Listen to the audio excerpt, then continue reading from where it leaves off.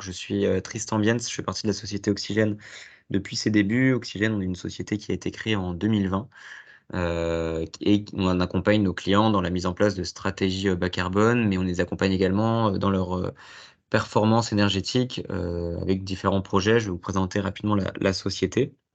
Et donc moi, je suis, responsable de la BU, carbone, chez Oxygène, et donc on accompagne nos clients dans la réduction de leurs émissions carbone. Donc rapidement, je vais vous présenter, Oxygène. Je reparlerai aussi un peu du contexte, et des enjeux, de la réalisation d'un bilan carbone. On passera ensuite, à la compréhension réelle de qu'est-ce qu'un bilan carbone et comment on le met en place dans une entreprise, et puis, au plus global, comment on s'engage dans une, stratégie bas carbone, qui est du coup le cœur, de la réduction des émissions d'une entreprise, quand on se lance dans ce type de projet. Puis on pourra aussi échanger. Alors vu qu'on n'est pas très nombreux, n'hésitez pas à poser, on posera les questions, même à l'oral, je pense ça peut être, très pertinent qu'on puisse échanger ensemble. Si ça vous va. Alors pour Oxygène, donc Oxygène, on est comme je vous le disais, une société, nantaise, donc on est basé à Nantes, à côté de l'Éléphant, et on accompagne nos clients, donc comme sur la stratégie bas carbone et sur, la partie efficacité énergétique. On a une nouvelle agence également qui a été ouverte, donc cette année à Bordeaux.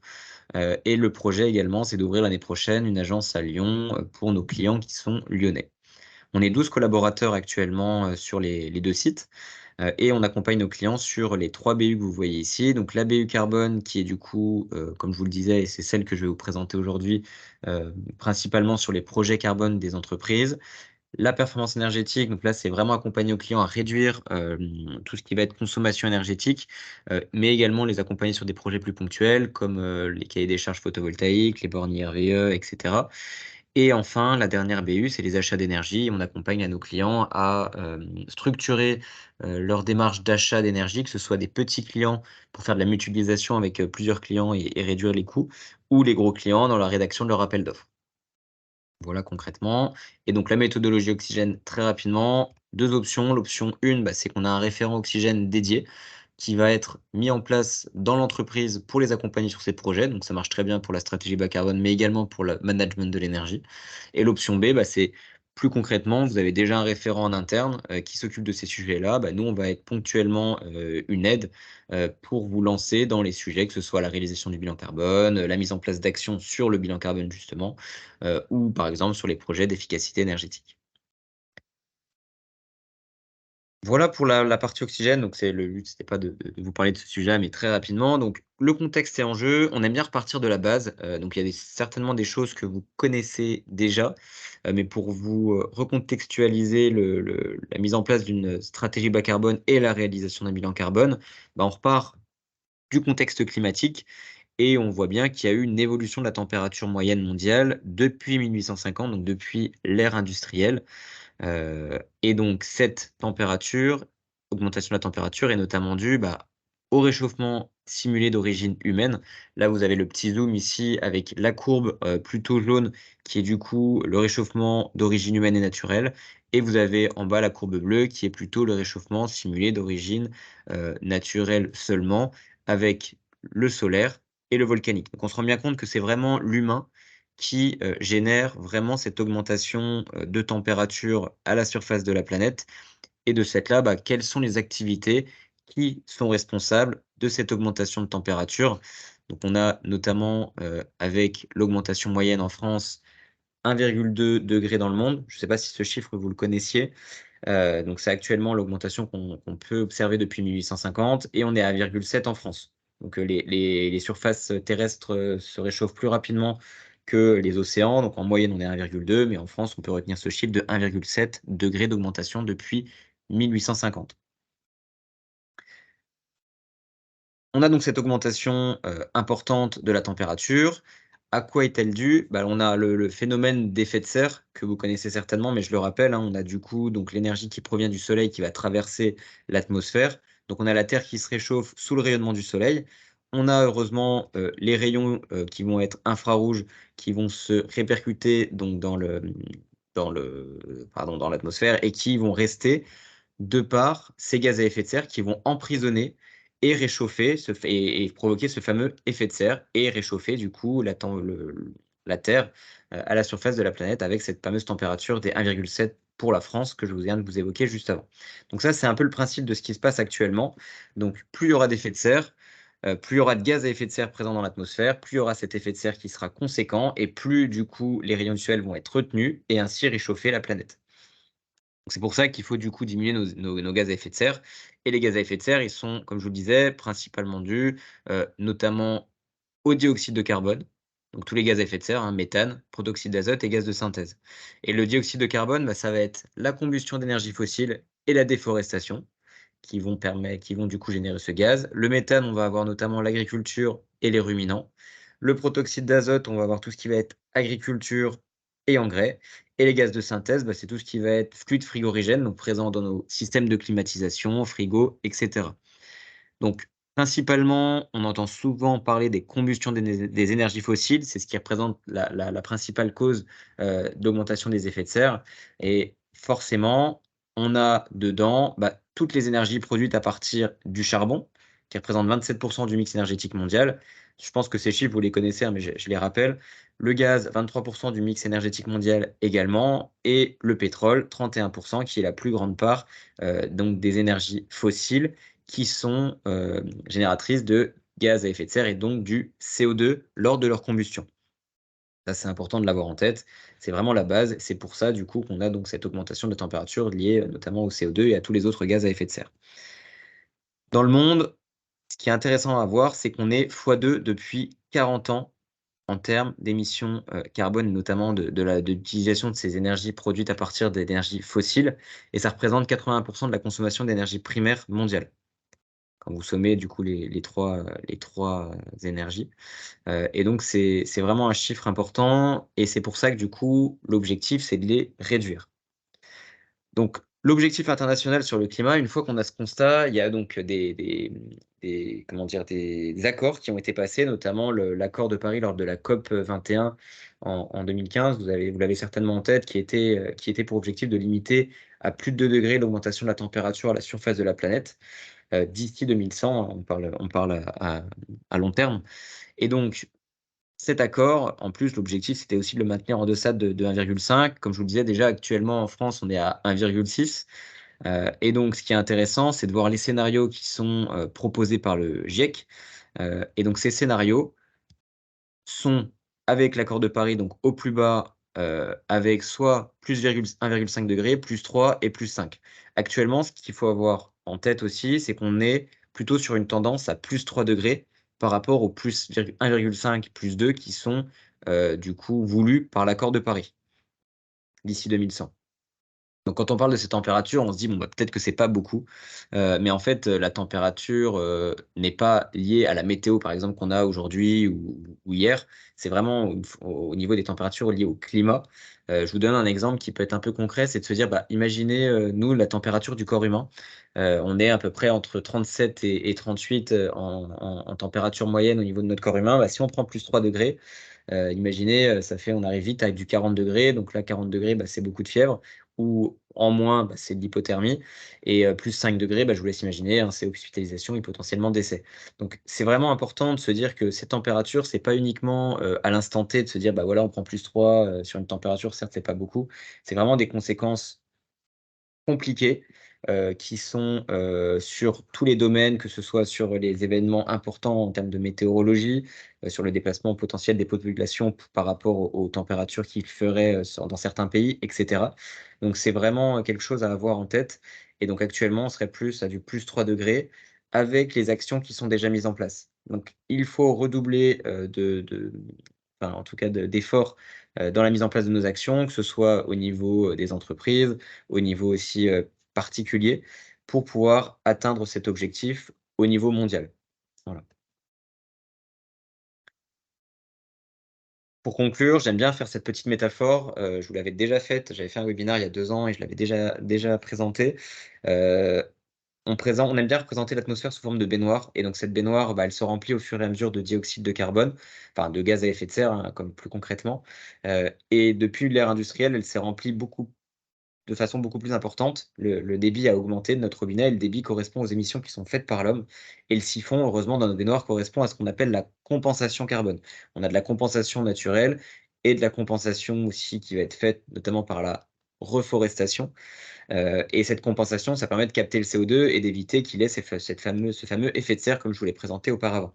Et là, actuellement, notre baignoire, hein, comme je vous le disais, on est entre 1,2 et 1,6 en fonction des différents pays et de l'endroit où on se trouve. Et l'objectif de cette baignoire, ça va être de réduire le débit de notre robinet et d'augmenter la taille de notre siphon pour arriver à cette fameuse neutralité carbone qui est en France la stratégie nationale bas carbone à horizon 2050 d'atteindre cette neutralité, donc de compenser autant que l'on émet. Donc augmenter la compensation, diminuer nos émissions et ainsi arriver à un équilibre. Voilà. Est-ce que vous avez peut-être déjà des questions sur le contexte et enjeux, si vous voulez que j'y réponde maintenant? Je ne sais pas si, Maxime, il y a des questions dans le chat?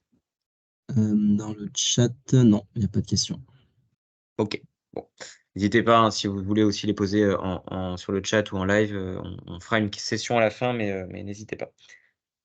Donc concrètement, une fois qu'on a ce constat au niveau donc des émissions et notamment de l'augmentation des températures qui sont corrélées aux augmentations des émissions de gaz à effet de serre, ce qui est important, c'est de savoir à l'échelle d'une entreprise, combien mon entreprise, émet, quel est l'impact de mon activité sur l'environnement. Et pour cela, donc il y a quelque chose qui a été créé, c'est le bilan carbone, qui est un outil de diagnostic développé par l'ADEME, qui va permettre d'analyser votre activité en termes d'émissions directes et indirectes. J'y reviendrai tout à l'heure sur la définition des émissions directes et indirectes, et qui vous permet d'avoir un résultat en tonnes équivalent CO2 sur l'ensemble des activités de votre entreprise. Alors, il y a une obligation qui est de réaliser son bilan carbone pour les entreprises de plus de 500 salariés sur un périmètre défini. Avant 2023, donc avant le 1er janvier, c'était sur le scope 1 et 2. Ça aussi, je vais y revenir sur les définitions des scopes. Depuis janvier 2023, les entreprises de plus de 500 salariés ont l'obligation de le faire sur le scope 1, 2 et 3. Sachant que le scope 3, ça prend en compte tout ce qui est activité amont-aval. Donc, c'est des émissions qui ne sont pas directement, sur lesquelles vous ne pouvez pas challenger directement la fabrication, par exemple, si vous vendez des produits ou autres. J'essaierai d'imager au plus proche mes propos quand je ferai les définitions des scopes par des exemples concrets pour que vous puissiez un peu vous rendre compte à quoi ça correspond peut-être dans vos entreprises. Et ça permet du coup d'avoir une base, puisque si on n'a jamais fait de bilan carbone, on ne peut pas se rendre compte de ce qu'on a envie de réduire et ce sur quoi on va agir. On sait qu'on peut agir sur tel ou tel projet, telle ou telle façon pour réduire ses émissions, mais par contre, c'est bien de savoir d'où on part pour se dire, voilà, j'ai réduit de temps et ainsi définir votre trajectoire aussi carbone propre à votre entreprise.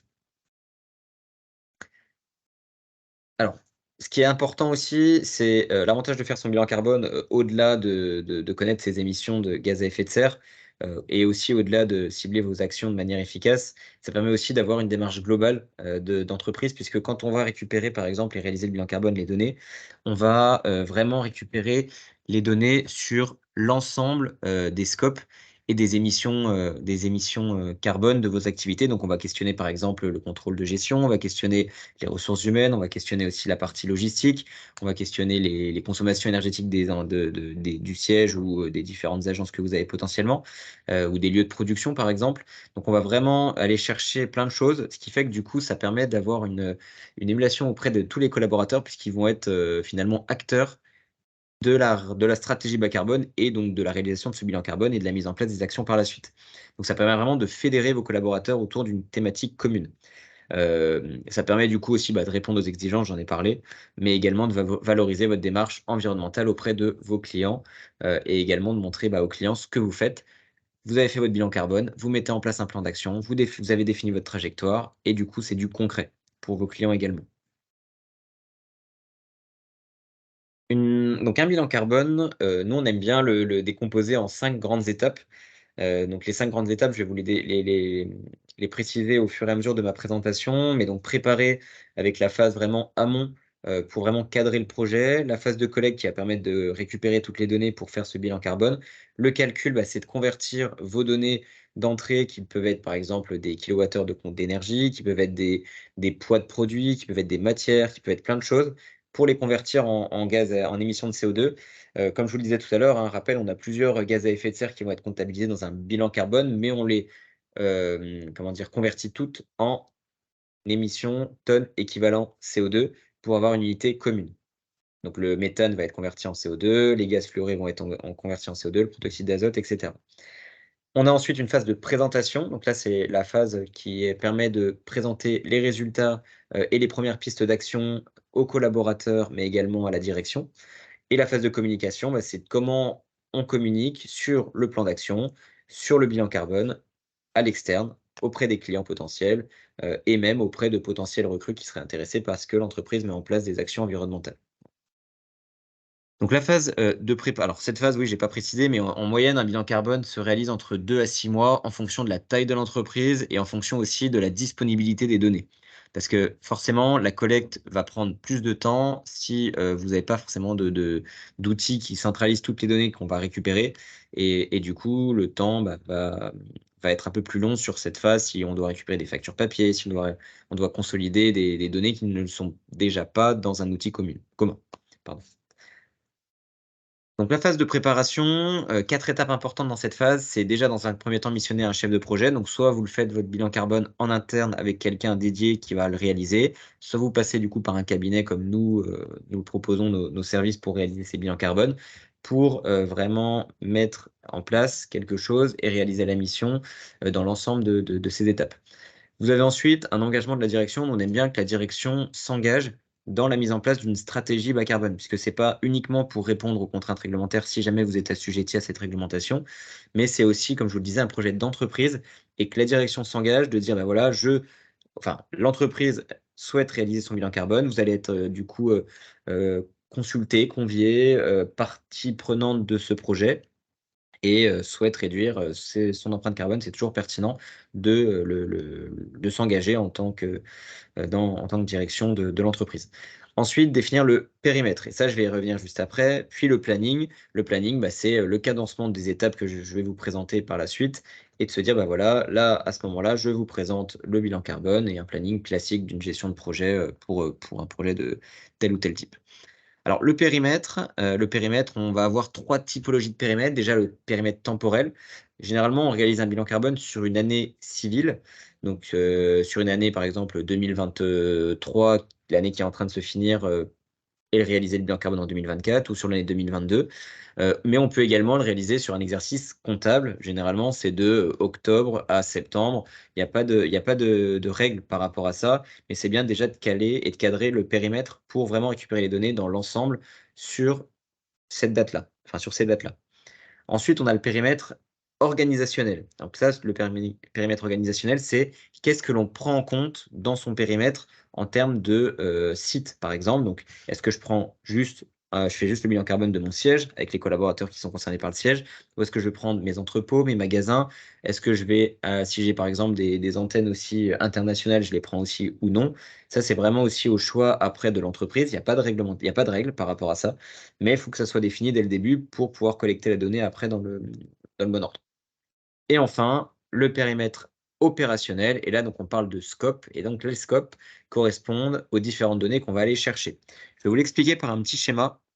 Donc imaginons une entreprise, XYZ, qui souhaite faire son bilan carbone. Donc dans un premier temps, on va aller récupérer ce qu'on appelle du coup le scope 1 et ce qu'on appelle également aussi les émissions directes de l'entreprise. Tout ce qui va être consommation des bâtiments, gaz, fuel, consommation des véhicules et fuite de clim. Pourquoi on parle d'émissions directes, notamment pour les émissions de carburant?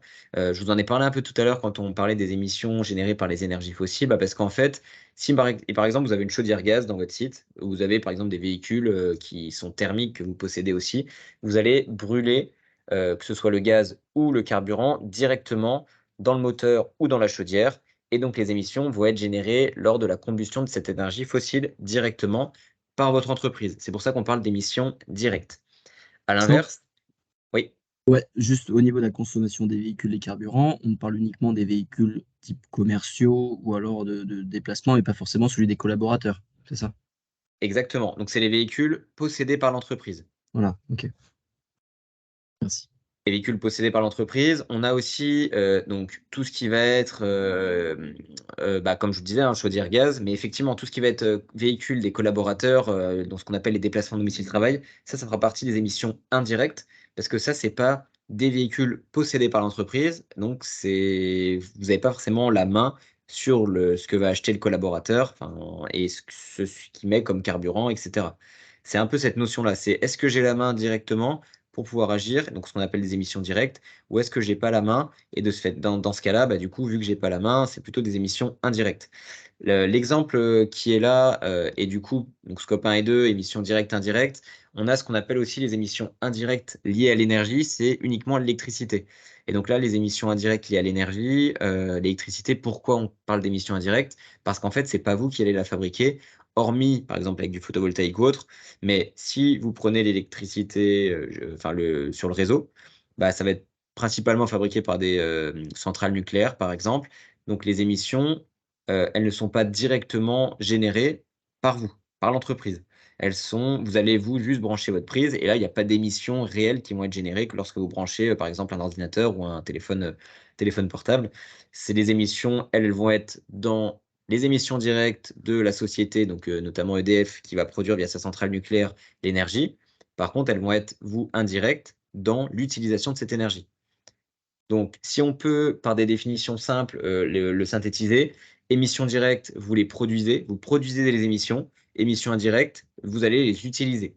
Vous utilisez ce qui a été produit, concrètement. Sachant que ce qui se retrouve, vous, dans votre scope 1 et 2, se retrouvera également dans le scope 1 et 2 de l'entreprise qui va produire les énergies.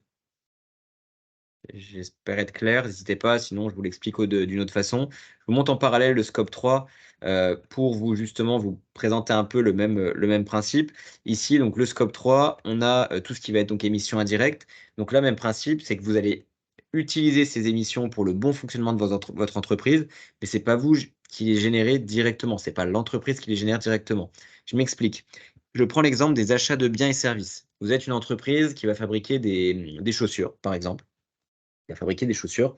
Donc vous êtes juste un revendeur, vous achetez de la matière première, vous achetez les chaussures, à un fournisseur, qui du coup vous les fournit et lui va avoir dans son scope 1 et 2 la production par son usine de ces chaussures. Par contre, vous êtes uniquement revendeur, donc vous allez les mettre dans votre scope 3 parce que vous les utilisez pour les vendre, mais vous ne les produisez pas. Par contre, possédez une usine de production de ces chaussures, là, tout ce qui va être consommation d'énergie, gaz, électricité, fuel ou clim, par exemple, de l'usine, vont être dans votre scope 1 et 2. Est-ce que c'est clair ou pas du tout pour les participants? Mmh. Moi, j'ai un peu de la peine à comprendre du coup la différence entre le scope 2 et le scope 3. Alors, c'est la petite logique de l'ADEME. Le scope 2, en fait, c'est vraiment, on considère que c'est que l'élec, que l'électricité, c'est le scope 2. L'électricité, en fait, les définitions de l'ADEME, on a émission directe d'énergie, donc notamment combustion d'énergie fossile, et on a dans le scope 2, les émissions indirectes liées à l'énergie et le scope 3, c'est les émissions indirectes, mais qui concernent pas forcément l'énergie. Donc c'est tout le OK. reste. D'accord, OK. Donc le 2, c'est que l'électricité. C'est que l'élec. C'est pour ça, là, en soi, il manque juste émission indirecte dans le titre aussi, c'est émission directe, indirecte. Donc effectivement, il manque un petit indirect ici aussi pour dire que scope 1 et 2, on a bien l'électricité qui est indirecte et le reste, c'est direct. Sachant que ce qui est important, à avoir en tête, c'est que le scope 1 pourrait être seul et le scope 2 et 3 pourraient être seuls également. C'est-à-dire que le 2 et 3, c'est à peu près la même chose, c'est juste qu'on a différencié l'électricité parce que c'est des données qu'on arrive facilement à avoir et qu'on peut challenger facilement auprès d'une entreprise. Réduire sa consommation, alors c'est pas forcément facile, mais on peut le piloter plus facilement que se dire: «Bon, voilà, j'aimerais bien que, ma chaussure enfin que mes chaussures soient fabriquées dans telle ou telle usine et cetera pour réduire mes consommations». C'est pour ça qu'en fait, il y a une petite différence entre ces 3 scopes. OK, d'accord, c'est plus clair. Une question du coup, parce que là vous avez pris l'exemple d'un bâtiment, mais sur un process industriel, si j'ai un Oui. four qui consomme du gaz, Mmh. je suis en émission indirecte, mais néanmoins c'est dans le scope 1 du coup, parce que c'est du gaz. Alors que si j'ai un four qui fonctionne en électrique, je suis dans le scope 2 parce que c'est l'électricité. Et tout dépend. Est-ce que ce four si par exemple, le four, vous le possédez ou pas? C'est votre entreprise? Ouais, admettons que ce soit une entreprise qui fabrique, qui produit une matière, Ah avec le un ga four. Ouais, le gaz sera dans le scope 1 du coup. Ouais, Parce c'est que bien c'est ça. ouais et l'élec, s'il le produisait à l'élec, l'élec serait dans le scope 2. Par contre, si c'était une société qui rachetait ce qui était produit par ce four à un fournisseur, qui faisait Mmh. son bilan carbone, donc la société fait son bilan carbone, là, c'est dans le scope 3. Donc les consommations d'énergie, on pourrait les ajouter, mais dans le scope 3. Parce OK. que déjà, on n'a pas du tout la main dessus Et en plus de ça, du coup, c'est le fournisseur qui est maître de ses consommations. Et c'est pour ça que du coup, finalement, on n'additionne pas les bilans carbone, puisque le scope 3 de l'entreprise qui achète sera dans le scope 1 de l'entreprise qui produit. Vous voyez la petite subtilité? Donc si Ouais. on reprend l'exemple avec le four, le fournisseur là, qui va fournir le produit qui va être fabriqué par ce four, lui, son scope 1 et 2, ça sera le gaz et l'élec. Par contre, l'entreprise, elle, qui va acheter le produit qui va être fabriqué par le four, si on met les consommations énergétiques du fournisseur, parce qu'on peut le faire ça aussi, on le mettra dans le scope 3. Il y a un poste dédié pour ça. Mais là, du coup, c'est déjà aller très, très loin, hein, puisque, d'aller récupérer les consommations énergétiques des fournisseurs, nous, on essaye de le faire pour certains clients parce que des fois, ils ont une vision là-dessus, mais c'est assez compliqué. L'intérêt de le faire, c'est de se dire, si par exemple mon fournisseur, on est, on est en lien assez on a la main pour échanger et qu'il décide de mettre, par exemple des énergies renouvelables, mettre, des panneaux sur sa toiture ou autre chose, du coup, on pourrait le comptabiliser dans le bilan carbone et réduire le scope 3 de notre bilan carbone parce qu'on continuera de travailler avec ce fournisseur. Ça peut être aussi des pistes d'action. Voilà. Et donc, le fait que justement de comptabiliser dans le scope 3, ça évite que les deux bilans carbone se télescopent, c'est ça? Ça évite que. Exactement, Ouais, exactement. En fait, tout à fait, tout à fait. En fait, généralement, quand il y a quand on prend en compte quand on somme les bilans carbone, on somme uniquement le scope 1 et 2 des entreprises. ok.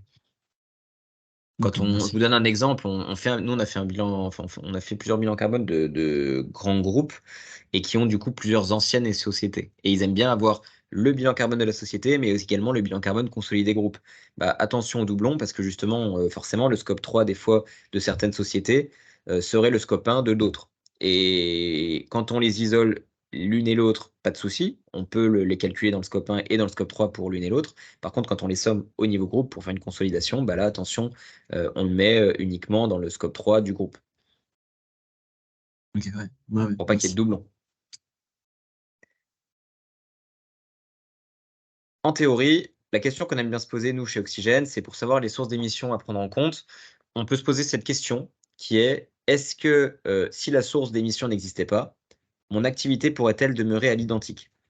Alors, effectivement, on peut aller très très loin et essayer d'aller chercher plein de choses dans un bilan carbone, mais si par exemple je ne prenais pas en compte la consommation de gaz, donc là, ce copain hein, de mon four, si j'étais le fabricant, par exemple, enfin l'industriel, si je prenais pas la conso gaz de mon four, est-ce que mon activité fonctionnerait? Ça veut dire que j'ai pas de gaz, donc j'ai pas forcément mon four qui fonctionne, donc j'ai pas de production.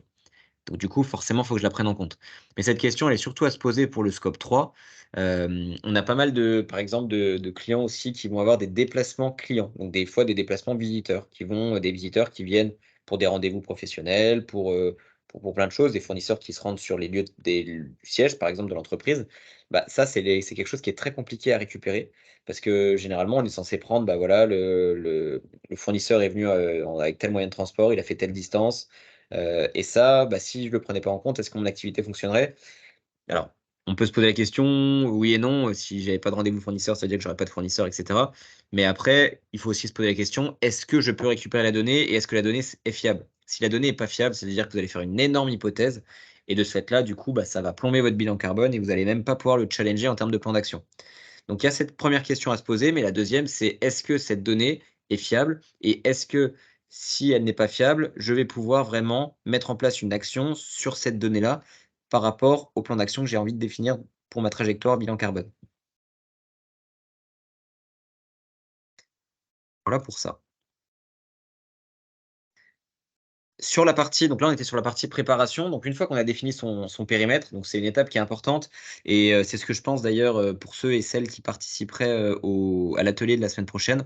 J'aimerais vraiment, qu'on passe beaucoup de temps, enfin qu'on passe un peu de temps sur, cette partie-là périmètre, puisqu'à chaque fois, c'est vraiment le nerf de la guerre, puisque une fois que le périmètre est défini, après on n'a plus qu'à aller collecter les données, et donc collecter les données, aller rencontrer les différents interlocuteurs. Donc nous, on aime bien créer un groupe de travail avec différents interlocuteurs, comme je vous parlais tout à l'heure, hein, la partie RH, la partie contrôle de gestion, le service potentiellement travaux, maintenance de la société,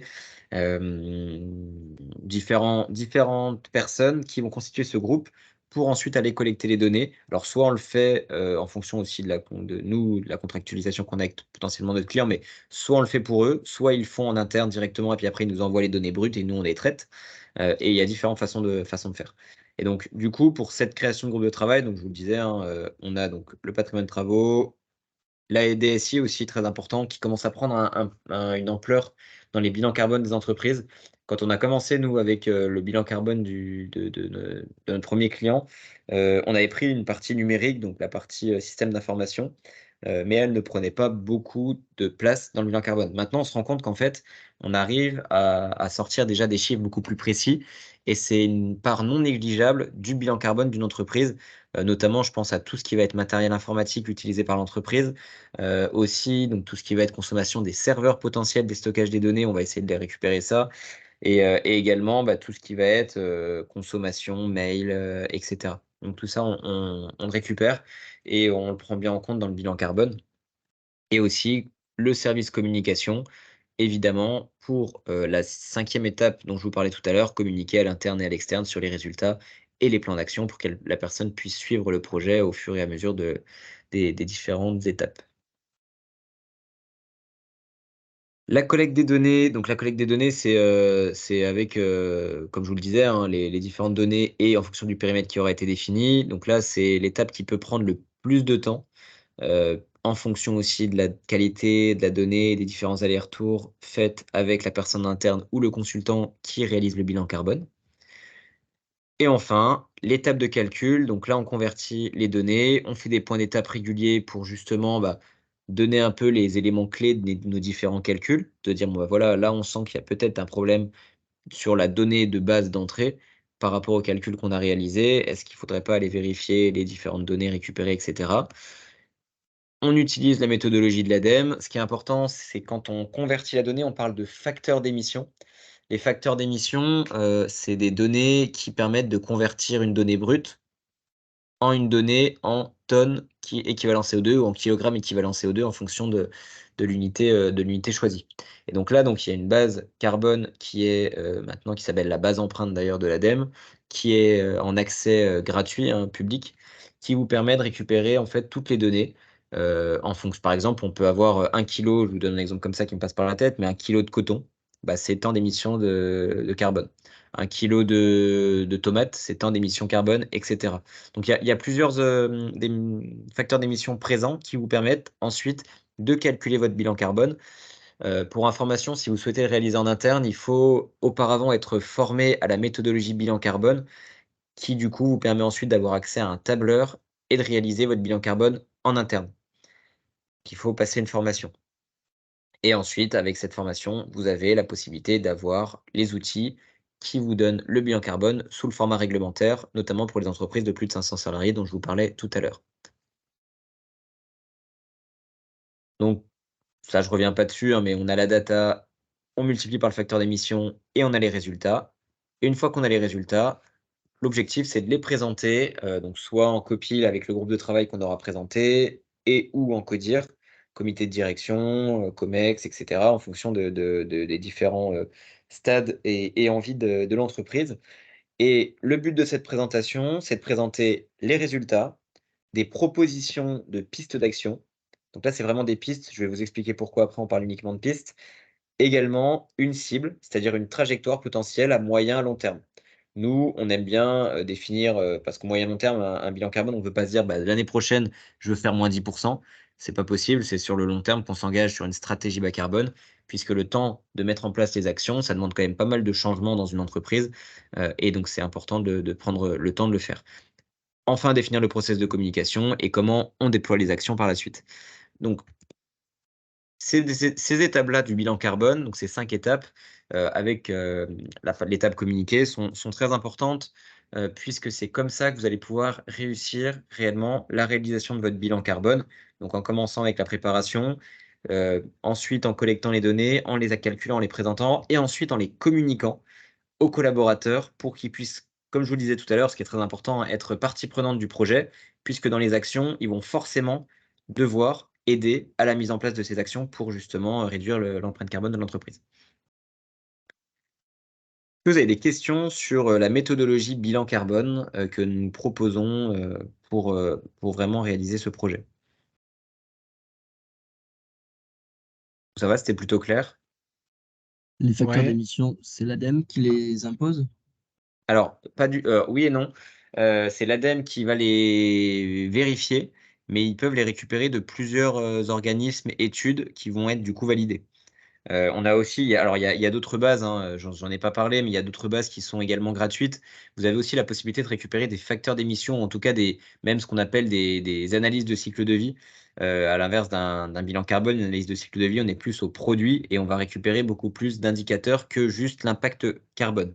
On va pouvoir regarder l'eutrophisation aquatique, on va pouvoir regarder, l'épuisement des ressources naturelles et cetera, et typiquement, vous avez des infos si vous êtes un peu dans les domaines, tout ce qui va être construction, bâtiment et cetera, c'est la base IGNIES.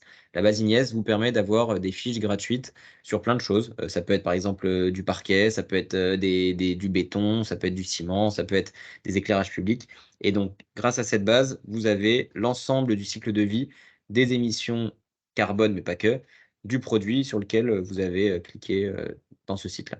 Mais donc, effectivement, c'est bien l'ADEME qui valide les facteurs d'émission, mais qui peuvent être issus, et vous avez à chaque fois la source des facteurs d'émission qui peuvent être issus de plein d'autres études.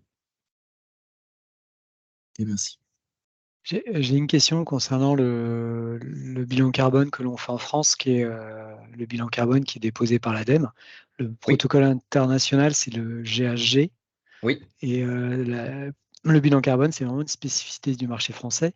Du coup, est-ce que c'est possible d'appliquer en France néanmoins un bilan carbone selon le protocole GHG et d'être en conformité avec les exigences réglementaires? complètement. En fait, c'est une très bonne question. Le GHG protocole, il y a quelques subtilités qui sont différentes de la prise en compte du bilan carbone, on va dire made in France. Pour être juste très, très simple, par exemple, parce que là, ça concerne aussi, c'est pas mal Horace, mais quand vous prenez en compte la partie énergie d'une société, sa consommation énergétique, on est obligé, avec le bilan carbone français, de prendre un facteur d'émission qui est propre, du coup, au mix énergétique français. À l'inverse, avec le GHG protocole, si vous, en tant qu'entreprise, vous avez décidé d'acheter de l'énergie verte, par exemple, vous avez la possibilité, avec des garanties d'origine, de prendre un facteur d'émission qui est propre à votre fournisseur, qui peut vous être donné. Il y a pas mal de fournisseurs qui donnent leur propre facteur d'émission par rapport à leur mix énergétique que vous êtes censé acheter. Ça, c'est une petite subtilité, par exemple, du GLG protocole. Quand vous êtes formé à la méthodologie, pour répondre à la question méthodologie ADEME, et méthodologie de réalisation d'un bilan carbone, vous avez du coup le tableur, un tableur donc Excel, qui vous donne les résultats sous le format méthode bilan carbone, mais également sous le format GHG protocole. Ce qui fait que vous pouvez réaliser finalement les 2 méthodologies en une, en remplissant les données du tableur, et ce qui vous permet, si vous souhaitez réaliser sous le format GLG, de tenir vos objectifs et votre volonté en tout cas, mais également aussi de répondre aux enjeux réglementaires par la méthode bilan carbone français, Made in France, mais aussi de répondre à votre trajectoire. Et pour la trajectoire, j'en ai pas encore parlé, j'allais en parler juste après. La trajectoire carbone, elle va être définie de 2 façons. Soit c'est vous qui définissez votre trajectoire, parce que vous dites: «Bah, voilà, dans tous les cas, moi, je veux faire -20 d'ici 2030», par exemple. Donc, bah, OK, pas de souci. Soit vous définissez votre trajectoire pour répondre aux enjeux climatiques, par rapport à ce que je vous ai présenté tout à l'heure. C'est-à-dire, bah, je veux que mon entreprise s'engage à, ne pas dépasser, plus de 2 degrés d'ici 2100. Donc il y a un protocole qui s'appelle le SBTi, c'est Science Based Target Initiative, et en fait, donc c'est un protocole qui permet de, définir une trajectoire par rapport aux ambitions par rapport aux enjeux climatiques, et donc de se dire: «Bah, ma trajectoire de mon entreprise, mes émissions, elles sont de temps. Vu que je veux coller à un objectif de 2 degrés ou de 1,5 en fonction de ce que je veux, bah, je dois réduire de temps par an et de temps jusqu'à telle année, en 2050, potentiellement». Et donc pour cela, on peut rentrer les résultats soit du GHG, soit du bilan carbone de l'ADEME, Made in France. Il y a pas de règles par rapport à ça. OK, OK. Mais les entreprises aujourd'hui, se posent, j'imagine, pas trop la question et quand Non. elles parlent de bilan carbone, elles pensent au bilan carbone de l'ADEME, en fait? C'est ça, elles le font made in ADEME. C'est vrai que c'est un peu dommage parce qu'il y a quand même, bon, hormis la petite subtilité que je vous ai présentée, il y en a une autre, mais je ne vais pas rentrer trop dans le détail. On pourra rentrer d'ailleurs au prochain atelier dans le détail si vous le souhaitez, sur la partie immobilisation. Mais du coup, c'est les immobilisations, pour la petite définition, vous l'avez peut-être vu tout à l'heure dans les émissions indirectes, c'est tout ce qui va concerner la fabrication de ce que vous allez immobiliser dans votre entreprise. Par exemple, des véhicules. Aussi, vous allez peut-être avoir du matériel informatique, où vous allez avoir tout ce qui va être table, chaise, etc. Enfin, tout ce que vous immobilisez, bah, il y a eu des émissions qui ont été générées lors de leur fabrication. Ça, on le met dans une partie immobilisation. Et quand on l'immobilise, comme dans des comptes d'ailleurs, dans les lignes de compte en comptabilité, bah là, on va le faire sur plusieurs années. Par exemple, j'ai acheté une voiture, elle a fait tant d'émissions carbone lors de sa fabrication. J'ai acheté un bâtiment, il a fait tant d'émissions carbone lors de sa fabrication.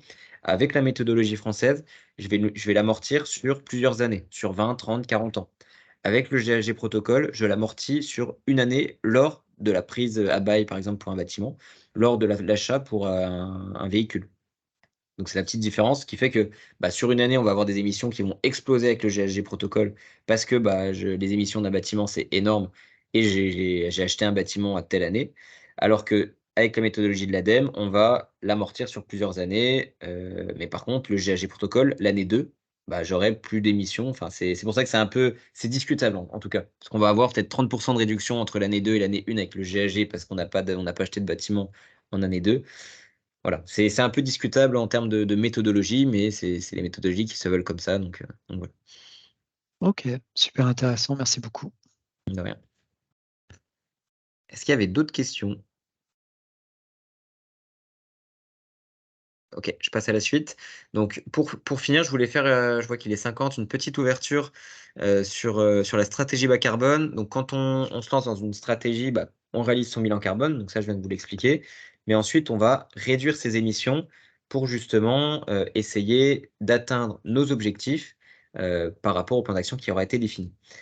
Contribuer, c'est contribuer bah, en augmentant les puits de carbone dans sa chaîne de valeur, soit en fonction de son activité ou même hors de votre chaîne de valeur, c'est possible avec de la reforestation, etc. On parle pas, nous, on n'aime pas trop parler de compensation, on parle de contribution. Vous verrez après, je vais vous donner un exemple concret, notamment sur l'énergie. Alors, quand on parle par exemple d'un plan d'action sur l'énergie, bah, on va parler de réduire ses consommations, tout simplement. Et donc là, on est sur l'étape numéro 2, hein, on a l'étape mesurer, on a l'étape réduire. Donc réduire, qu'est-ce qu'on va faire? Bah, on va interroger ses besoins, essayer de limiter ses usages. Donc là, on parle de sobriété. On va aussi essayer d'opter pour des équipements plus performants, ou aussi peut-être un peu faire de la rationalisation des équipements. Est-ce que finalement cette clim elle est pas surdimensionnée par rapport à mon besoin? Et on va essayer aussi de mieux se fournir. Et là, je vous ai mis des petits astérix. Mieux se fournir, GHG protocole, c'est par rapport à ce que je vous expliquais après, parce que bah, mieux se fournir, ça réduira pas le bilan carbone dans la méthode française, mais ça réduira dans le GHG protocole parce qu'on va pouvoir mettre notre propre facteur d'émission. Bon, ça c'était la petite subtilité. Mais voilà les actions qu'on peut mettre en place. Donc si on réduit ses émissions, bah, on va réduire ses consommations, donc ses kilowattheures, et donc forcément on va réduire ensuite ces tonnes équivalent CO2 qui sont propres aux émissions, que ce soit du gaz, du fuel ou de l'électricité. Donc ça, c'est déjà un premier point.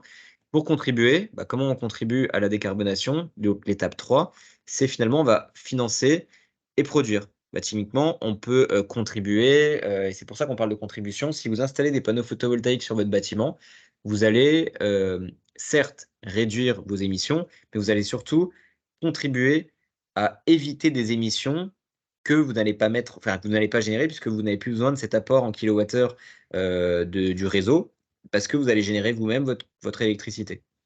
Ça, c'est un peu cette contribution aussi qui est intéressante. C'est les projets de contribution à votre échelle, mais vous pouvez bien évidemment financer des projets aussi bah, dans d'autres qui ne sont pas propres à votre activité, hein, comme je vous le disais, qui peuvent être en France ou à l'étranger, pour contribuer à éviter des émissions pour telle ou telle activité.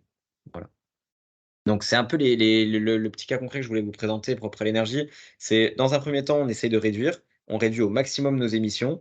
Et dans un second temps, on peut contribuer.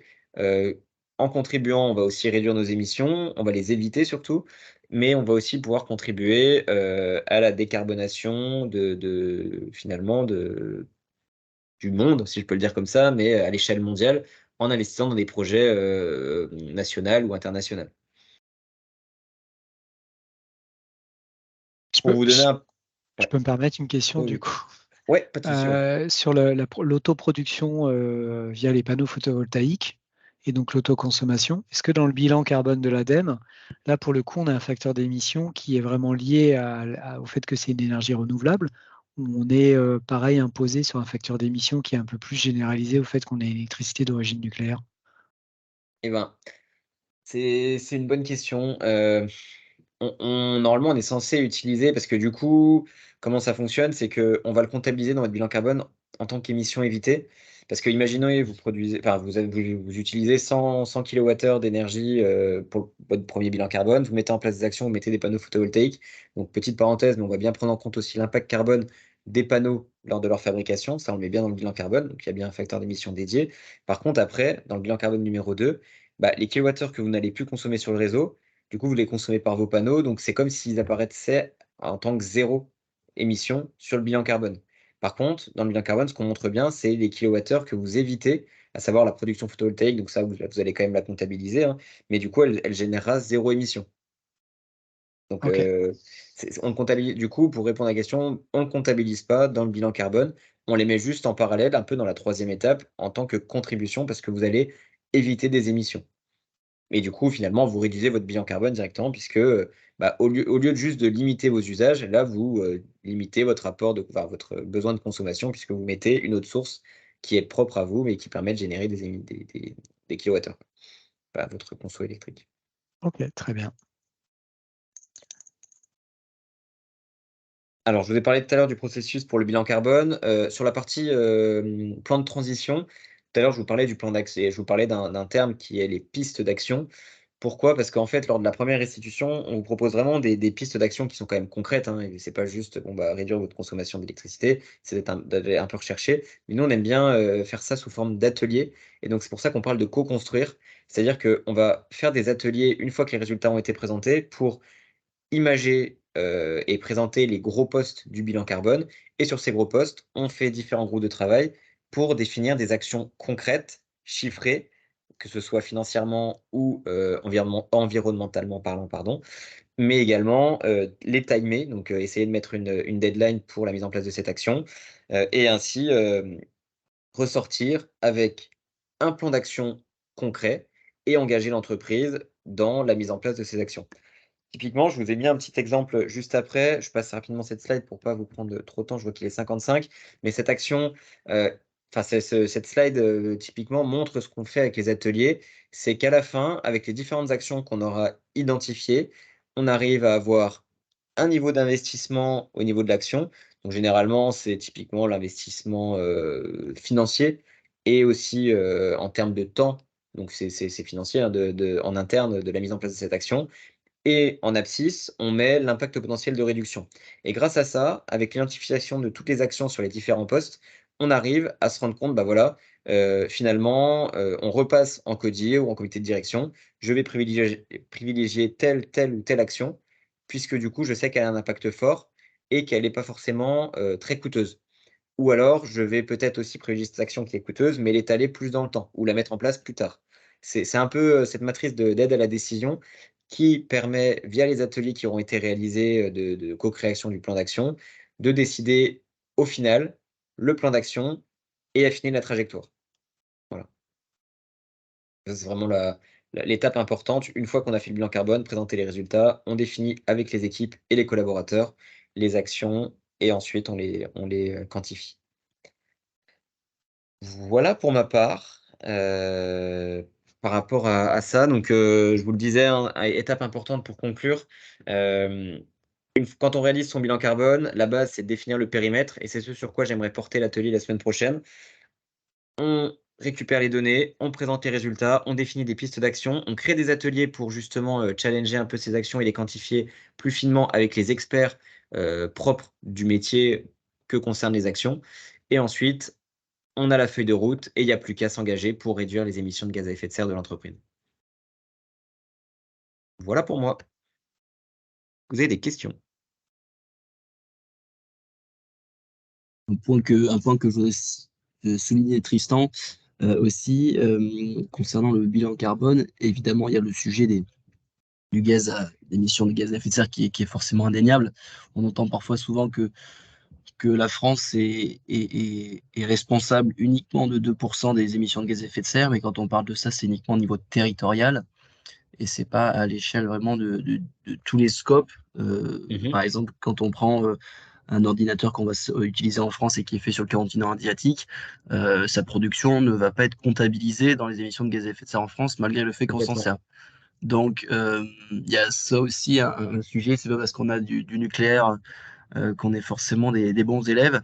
Donc, il y a aussi ce sujet-là que je voulais souligner. Il y a le deuxième également, c'est que l'Union européenne, aujourd'hui, on est extrêmement dépendant des énergies primaires, des énergies fossiles, comme le pétrole, comme le gaz naturel, qui vient de pays de régions du monde, comme le Moyen-Orient, le Canada, etc. On est extrêmement dépendant de la géopolitique et de leur stabilité politique, et on l'a bien vu avec la Russie. Donc, on est aussi extrêmement dépendant du développement économique de ces pays-là. Donc, il n'y a pas uniquement un levier émissions de gaz à effet de serre, il y a aussi évidemment un levier, le bilan carbone est forcément lié aux énergies, aux consommations de nos énergies et de notre dépendance également. Donc, moins on émettra de CO2, évidemment, on contribuera évidemment à la réduction de gaz à effet de serre, mais on contribuera également à la dépendance énergétique française et fatalement, on sera beaucoup plus résilient face aux crises qui peuvent intervenir. Donc voilà, l'idée de l'Union européenne et la France se met en avant beaucoup les énergies renouvelables, le sujet du bilan carbone, pour limiter la dépendance énergétique nationale et l'Union européenne. D'où le deuxième levier qui est quand même super important pour lequel on doit travailler beaucoup sur ce sujet du carbone. En tout cas, merci beaucoup Tristan pour, Avec plaisir. pour